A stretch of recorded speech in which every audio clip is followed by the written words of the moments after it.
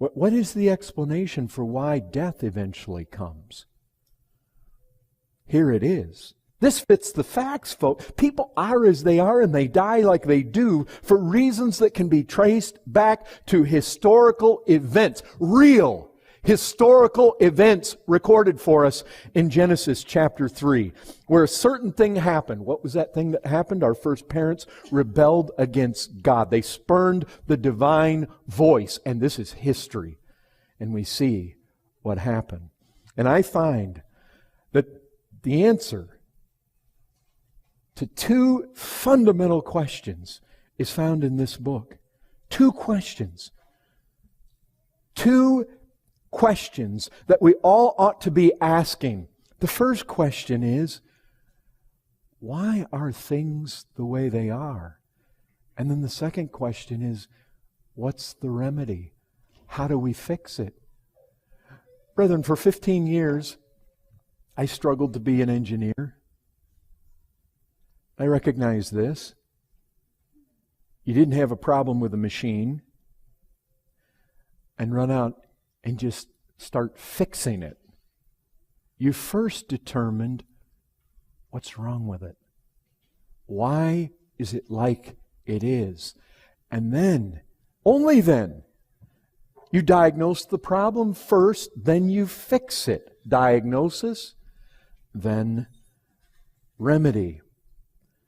But have you ever noticed the world doesn't want to consider the first question? What's wrong? Why is it all broken? They just want the remedy. Make the pain stop. Take the fear away. Just give me something to make me forget my problems. That's what the world wants. Sedate me. Amuse me. Intoxicate me. Make the symptoms go away. I don't want to die. The world doesn't want to die. They don't want to face death. They want to forget death. They want to just put it out of their minds.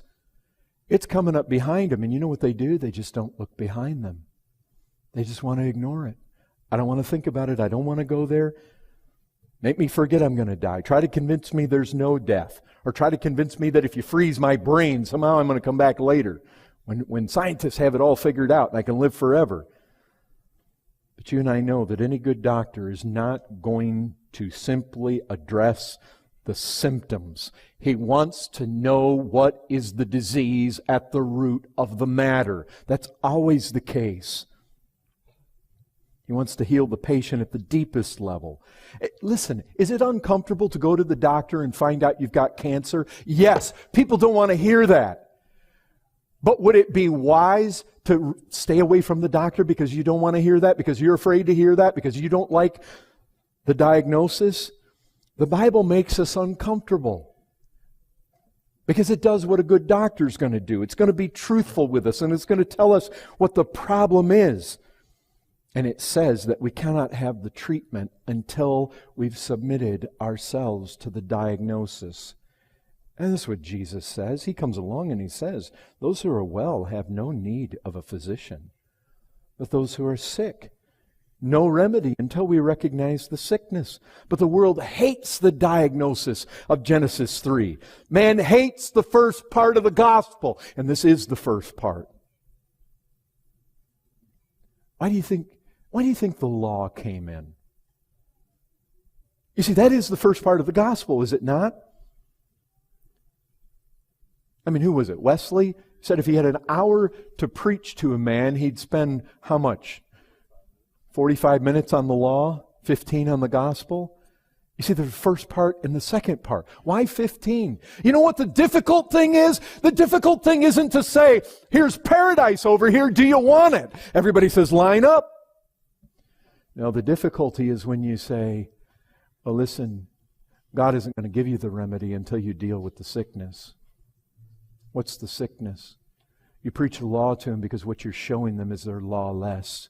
They're rebels against God. Men are wicked, and they don't like that. He wants the cure immediately.